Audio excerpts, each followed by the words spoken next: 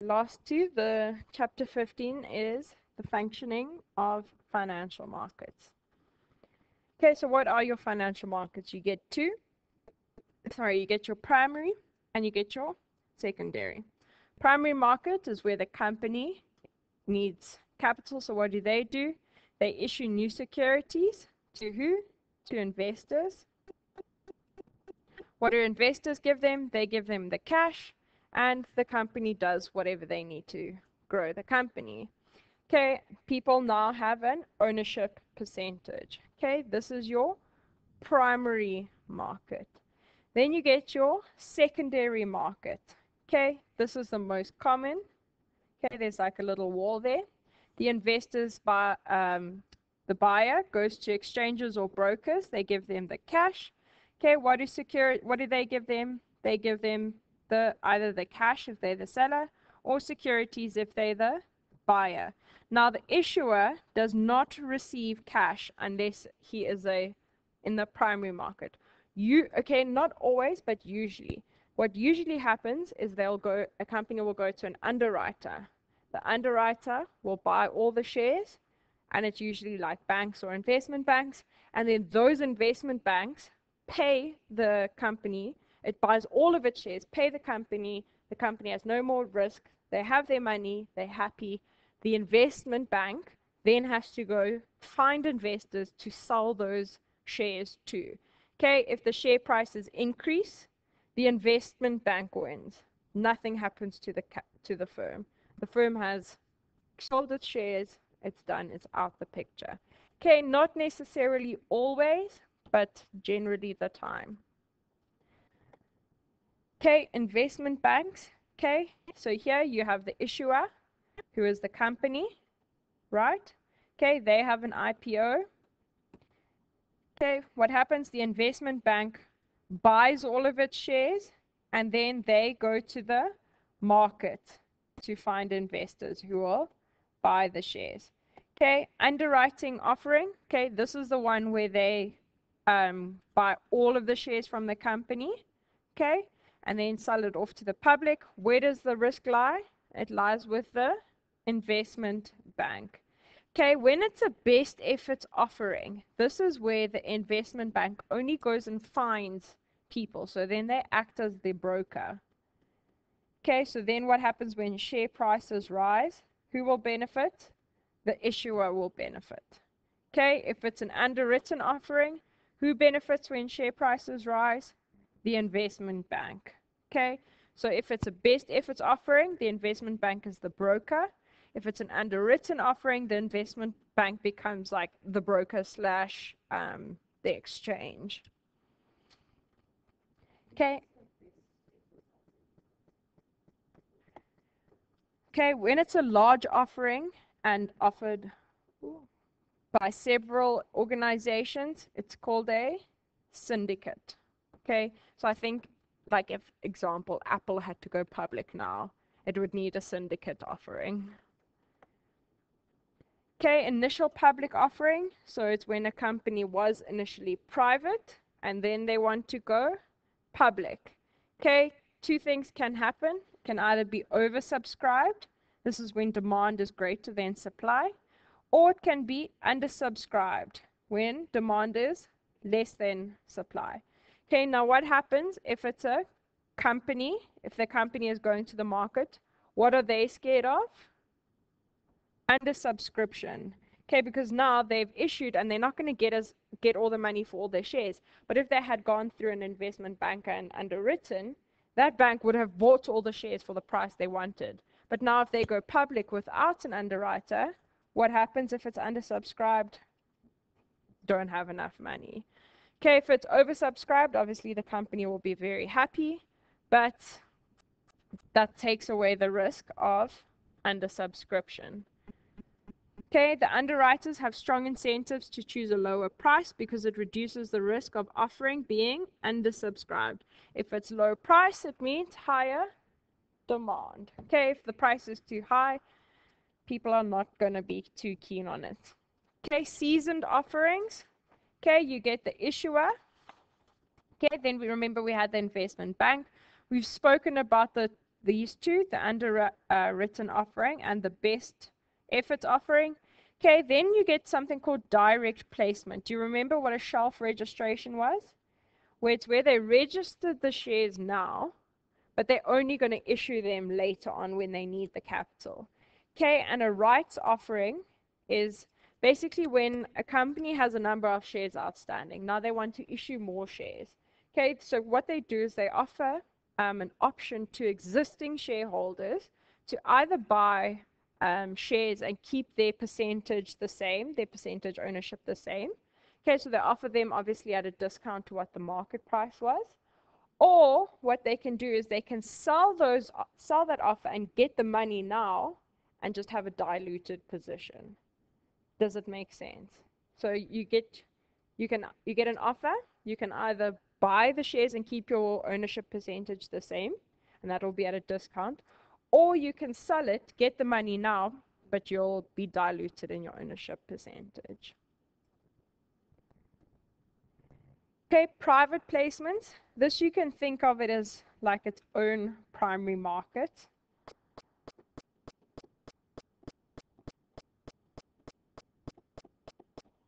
Okay, and it's when an when an issuer sells new or existing securities to only qualified investors. Okay, now what does this mean? Okay, they don't need to be as transparent and disclose as much, because what do they think? Qualified investors should know what they're getting into. So what happens? It's also issued at a lower cost, okay?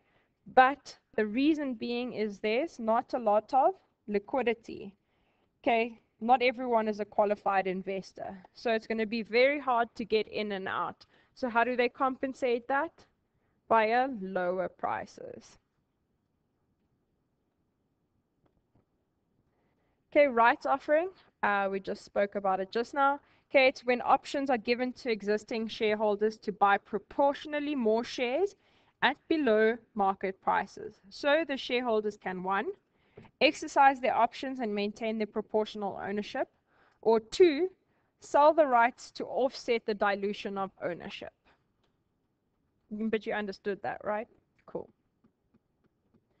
Okay, other primary market transactions. Okay, the national governments of financially strong countries generally issue their debt securities in public auctions and may also sell securities to dealers who then resell them to their clients. Okay, remember the most important thing I said here: when government treasuries do an auction, everyone who's a successful bidder will pay the same price. Okay, they're smaller and less financially secure. National governments often contract with investment banks to help them sell their securities. Okay, I don't think it would be as easy for a Nigerian government to sell securities as it would be for a US government, or even Zimbabwe. I think it would be really hard for them to get a lot of people putting money in. Okay, then you get exchanges and alternative trading venues. Okay, on your exchanges, there's obviously they exercise regulatory authority. Okay, these are your brokers and dealers who deal on exchanges. Meet on exchanges. Okay, and it's like your JSE and your New York Stock Exchange.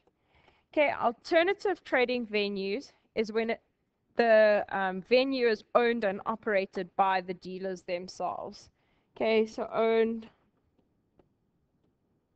and operated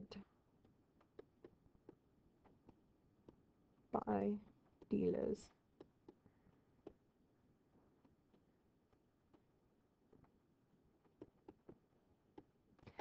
Okay, exchanges and alternative trading venues are primary or secondary?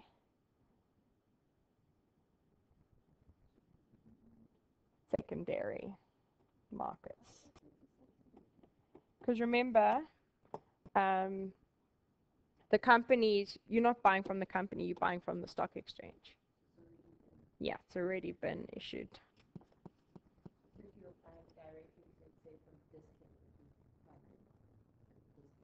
Yes, yes. Okay, when are trades arranged? Okay, you get call markets and you get continuous markets. Okay, so what are call markets? They trade only when the market is called at a particular time and place. So I'm sure you know with options, they have a specific exercise price and a maturity date. Okay, continuous markets, they arrange and execute trades at any time the market is open. Okay, under call markets, they can be liquid when they are called, but completely illiquid between calls. Okay, that makes sense. Liquidity is dependent on the presence of buyers and sellers at the same time. Okay, execution mechanisms. Okay, you get quote-driven markets. Okay, what is this? It's when investors trade with dealers at prices quoted by dealers. Okay, these are almost all your bonds and currencies are quote-driven. Almost all bonds and currencies are quote driven. Okay, they are over the counter markets. Okay, order driven markets. Trades are arranged using rules to match and buy sell orders. Okay, these are done on exchanges and alternative trading systems. What do you think are order driven market? Like what goes under order driven markets?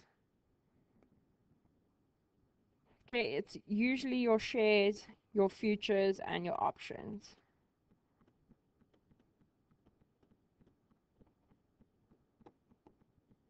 Ugh, I'm writing futures again. And your options.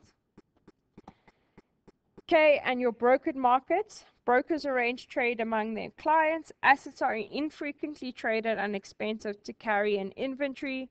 So brokered markets are generally your unique assets, like paintings and stuff like that.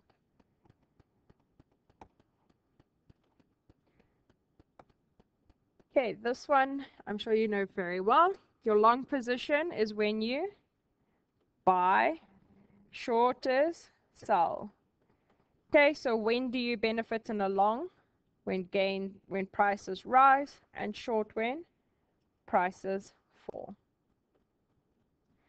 Okay, leveraged position. So remember I said in a clearinghouse, you need to post margin. So it's basically when you're borrowing some of the purchase price. So you don't own the asset yet, you haven't bought it, you've put it like on a futures, on a piece of paper, and then you see whether it gets higher or lower. So your position value you would generally say is 100%, right? Divided by trader's equity if it had to be 40%. Okay, what would your leverage ratio be? It would be 2.5. Now what happens is if there's a 10% rise in the asset's return, you times that by the leverage ratio, which is 2.5, and you actually get out 25% return. But it would be the same for a loss. If it was negative 10, so you can see you've only posted 40%, and if 10% increased, but your leverage ratio was 2.5, you can either gain 25% on a 10% increase, or you can lose 25% on a 10% decrease. Okay, so when you leverage your positions, it has a potential for high gains, but also has a high percentage of high losses. So when you leveraging your positions, just be very careful. Okay, then you get your bid and ask offer prices. Okay, bid is buy, ask is sell. Okay, so your ask or your offer is prices at which dealers are willing to sell, and the lowest ask is the best ask. Minus your bid, which are the prices at which dealers are willing to buy, and the highest bid is the best bid. Okay, your bid will always be lower than your ask. Okay, and the difference is the spread. And who gets that? The dealer gets the spread. It's basically like his commission on it. Okay, if it's not lower, what's going to happen? There's potential for arbitrage. what is it? Buy low, sell high. And therefore, to avoid arbitrage, your sell will always be lower than your high. Okay, order executions. Okay, so basically what a market order is when you say to your broker or the venue, you say, okay, listen, I'm ready to sell. The market price is 28.2. If it's a highly liquid market, you're going to get your 28.2. But now the price is not what you want. So you only want to buy when it's at 26.25. So what you do is you put a buy order. You say when it reaches 26.25, please buy the share for me. Okay, but now you long, okay, and you can't get out. So what do? You put a stop loss because now prices are dropping, and you're scared they're going to continue dropping, but you're not sure if they're going to increase. So you're like, okay, 24.5 is my minimum. When prices reach there, execute my trade and sell it. It's just to limit your losses. You happy? Cool. Okay, order exposure instruction. Okay, a hidden exposure. Okay, this is when only the brokers and the dealers can see the order placed, not actually other traders. This is usually when companies have a large order coming through. Why would they not want people to see it? Because then if they get in now, obviously my large order is going to skyrocket the price. Or other way around, if they can see I'm going to sell at a certain price, they know prices are going to drop, they're going to quickly sell, wait for prices to drop after I've traded, and then buy again. So it's basically hidden for when there's large trades. Okay, it's only brokers and the venues that can see these until the execution happens. When the execution happens, it becomes public. Okay, full exposure, people can see it right from the start. Do you have the textbook? Cool. Okay, then you get time and force instructions. Okay, these indicate when an order can be filled. So you get your immediate or cancel orders, which can be executed only on immediate receipt by the broker or trading venue. You get your day orders, which are executed on the day that they are submitted and then canceled at the end of that day. Or you get good until canceled orders, which means they can be executed until they are canceled. Some brokers or trading venues may set a maximum number of days before the order is automatically canceled. So here I would just know the definitions of the various ones. Okay, clearing and settlement cycles. Remember I said a clearinghouse. They deal with you from the time the trade takes place until settlement, and they make sure that the final cash and securities have changed. Okay, usually in stocks and bonds, settlement is T plus 2 or 3 days. Okay, other times it can be immediate, just depending on what you invested in. Okay, a trade from order to settlement closure. Okay, so what happens? You place the order. Okay, when you place the order, is it executed? Yes. Okay, what happens? You hold it until it's settled. If no, okay, what happens? You can sit and you can wait. Once the order is executed, is it yes? Okay, order settled. If no, okay, remember this is where we had those good to cancel those stop losses. Okay, order remains open. Okay, then you wait for it until it's executed, or at the end of the day, if it hasn't been executed, it just gets cancelled. No. This is just another type of FYI.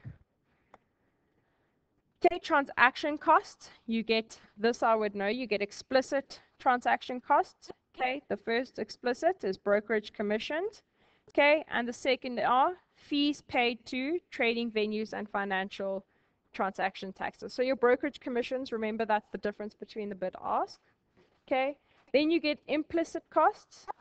Oh, sorry, here's the implicit cost, which is the bid ask spread. Brokerage commissions is that 2. So it's a 2% on the fees that you invest. Yeah, the 2 and 20. Okay, price impact. This is when you pay extra to execute the trades quickly. Opportunity costs is if I hold my money in the bank, what is the bank going to give me versus what am I getting today? Okay, so sorry, yeah, that was the 2 and 20, and then this is the implicit is the bid-ask spread. Okay, and all of those together give you your total trading costs. So definitely what I would know here is what is your implicit cost and your explicit trading costs. Okay, another name for explicit trading costs is your direct costs.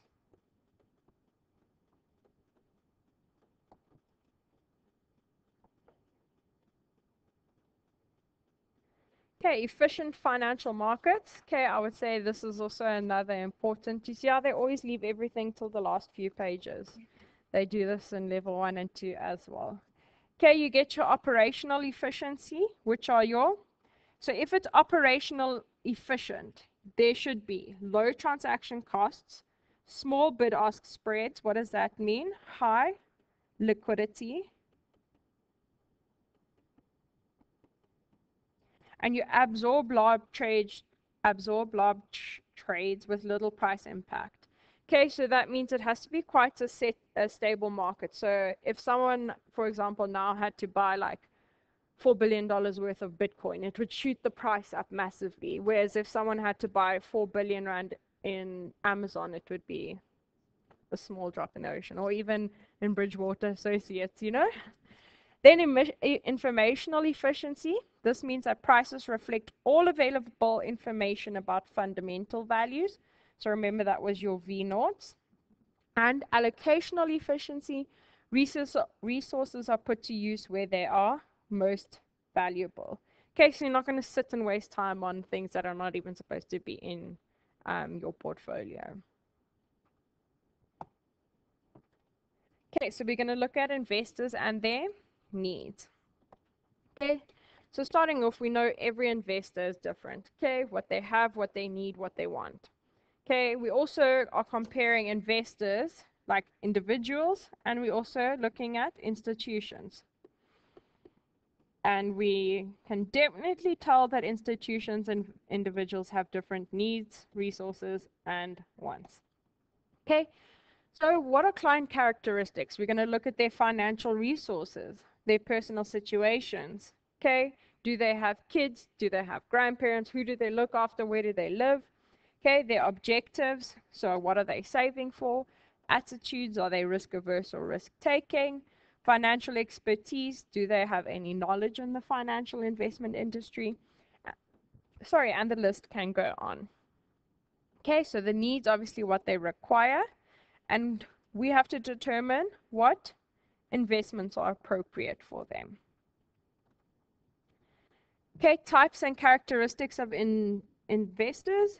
Okay, you get your individuals, so you can either have your high net worth individuals, or you can just have your retail investors.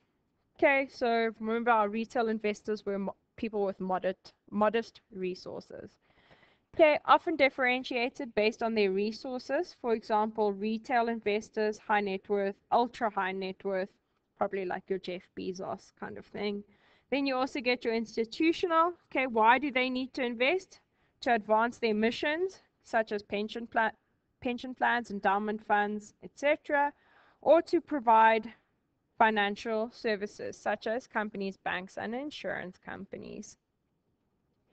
Okay, individual investors. Okay, remember we said that we had retail. So retail, they are actually just like your normal investors, like you and I, and they are the majority of investors. Okay, then you get your mass affluent. Okay, they between your retail and high net worth, and then your ultra high net worth is basically a small drop in the ocean. What do? They require the most resources and needs. Why? Because they have high expectations. Why? Because they're paying a lot of money. Okay, the services offered by investment firms and investments available will typically vary by the amount of money the client has to invest. Discrimination via bank accounts. Okay, your institutional investors. Okay, You either get internal management or external management. Okay, internal management is when the company hires people internally to do all of their investments. Okay, this will generally be your larger firms that can pay for that. Okay, if they're not large or they have some other type of thing that they want to invest in, like alternative assets that they don't generally invest in, then they'll go for external management and outsource. So external management will either be for smaller firms or when large firms want to invest in something else that they don't generally invest in. Okay, you get defined benefit versus contribution plans. Okay, defined benefit plan.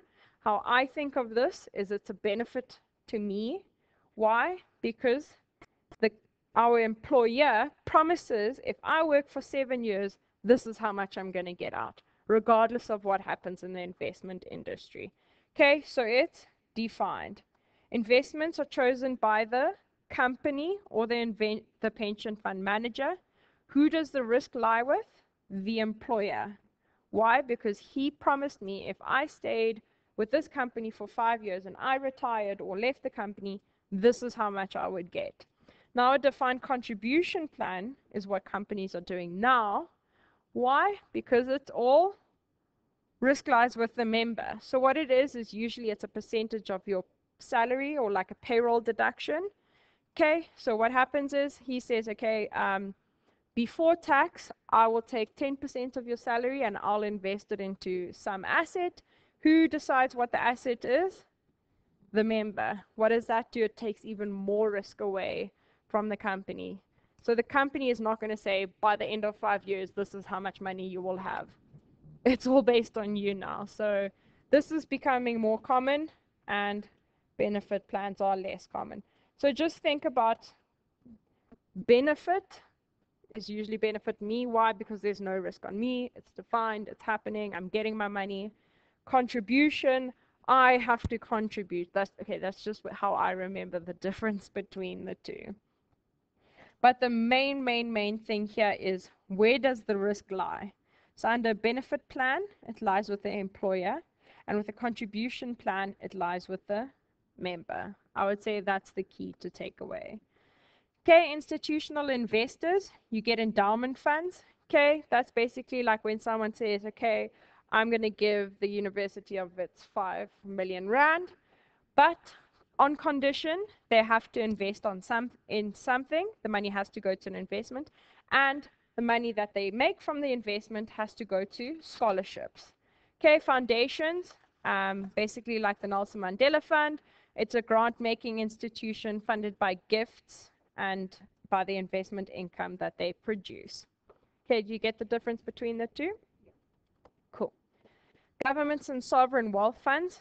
These are just when governments receive money from who? From us, or selling bonds.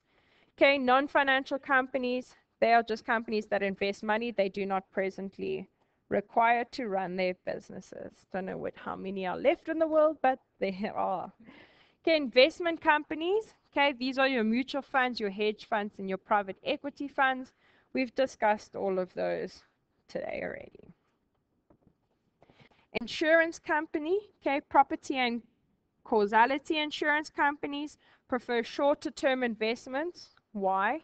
Because they don't know when someone's house is going to burn down. They don't know when Natalie's going to trip and crack her ankle again. So they have to be short term and need to be invested in liquid markets. Okay, life insurance companies, they have longer term horizons. Okay, before you take out a life policy with Discovery, they're going to test you for smoking. They're going to look at your records going back. They're going to take into account how old you are. They literally look at what you buy at the shops. And if you say you are a non-smoker and they can prove on your bank account that you have bought cigarettes, they will not pay you out. Like, it's super petty at Discovery. Like, it is crazy. So the problem now lies when my mom, she doesn't smoke, but if she said to me, go and buy me cigarettes, it's, it's, yeah, literally. And people don't know it, but it's there, but no one reads that. So life insurance companies can invest in riskier assets because there's so many T's and C's. No, I'm just kidding. It's because of the longer term horizon.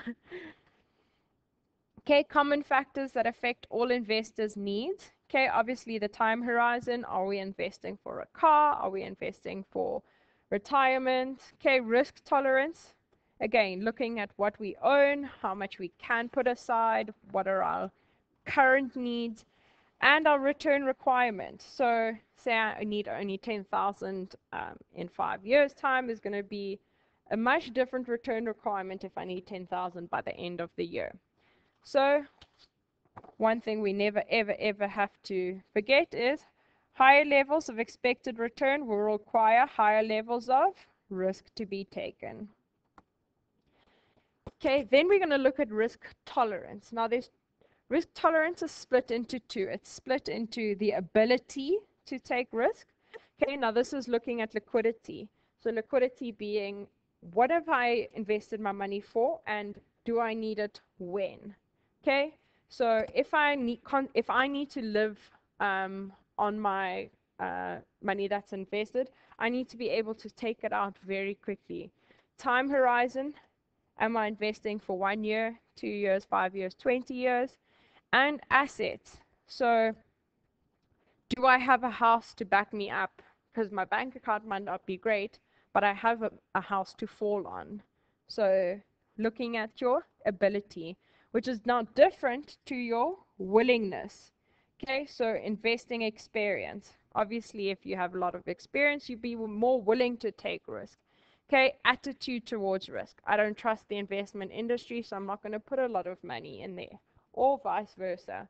Or you might just love gambling and want to invest. And your investment knowledge. Obviously, the more you know, the more you're willing to take on. Okay, for a 20th time, the time horizon. Okay, it has an important implication for how much risk can be taken with the portfolio and the level of liquidity that may be required. Liquidity is the ease with which an investment can be converted into cash. So we can see time horizon has come up a lot. I feel like that might be a sign of what to study. Okay, other factors that may affect investors' needs. Okay, liquidity, we discussed. Regulatory issues. Okay, a limit that might be on in some countries is how much of a portfolio can be invested overseas. So I know with insurance companies, not a lot of their portfolio can be listed overseas. Why? Because it's going to be harder to get the money out. So for those kind of highly liquidity needed companies are not going to be allowed to invest a lot overseas. Okay, taxes. What are the tax exempt bonds? Your municipal bonds. Okay, you can also look at the tax on capital gains that varies. Okay, everyone's taxes, tax constraints are different, but like I might have 10 million in Apple and you might have 20 million in Apple, and our taxes will be different, so we're going to have different tax constraints. Okay, unique circumstances. Okay, this can be social, religious, or ethical. So, say a hospital is investing from its endowment. What are they going to do? They're going to say, please don't invest in tobacco companies. So that's a unique type of preference.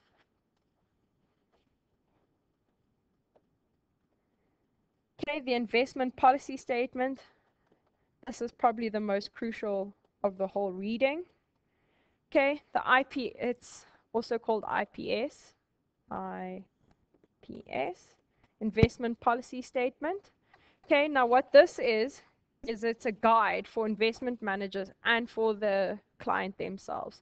So it states what the requirements are. So it has the requirements in it. It also lists what's acceptable. Okay, how many times do we have to look at it? Once a year. Generally, everything is like needs to be checked once a year, or when a client's circumstances change.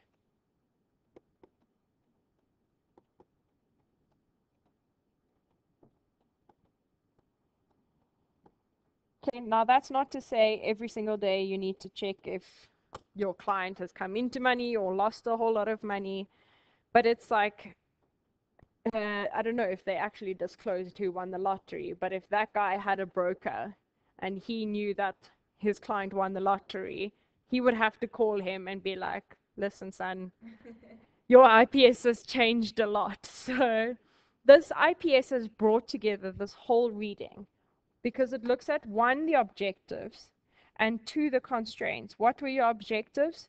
The return requirements. So how much did you need in 5 years? How much did you need in 10 years? And how much did you need in 40 years?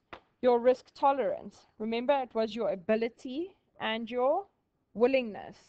Then we looked at constraints, which was your time horizon, your liquidity, your regulatory constraints, your taxes, and your unique circumstances. So all of those that we looked at come into one, and it's called the IPS. Before any investment manager makes any investment decision, he has to look at the IPS. Because if it falls through and the client in the IPS has stated, do not invest in tobacco, and that you've invested in tobacco and the tobacco dropped, he can sue you and you will have to pay in. So before any decision is made, like with an investment, you look at your client's IPS. Like, it is crucial. It's the foundation of finance.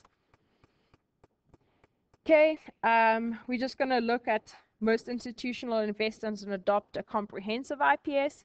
Okay, so in addition to the items on the previous slides, these statements specify many of the following points. Okay, so what does it do? It looks at the relative importance of capital preservation and capital growth.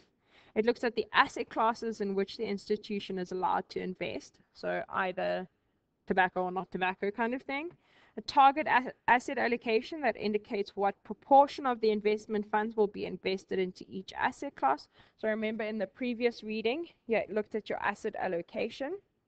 Okay, where the leverage, the use of debts or short positions are allowed.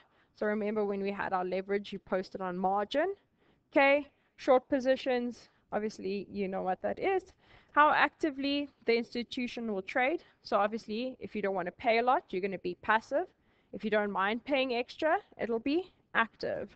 Okay, how investment decisions will be made. So if a new hot IPO comes out, are you going to phone me, message me, email me?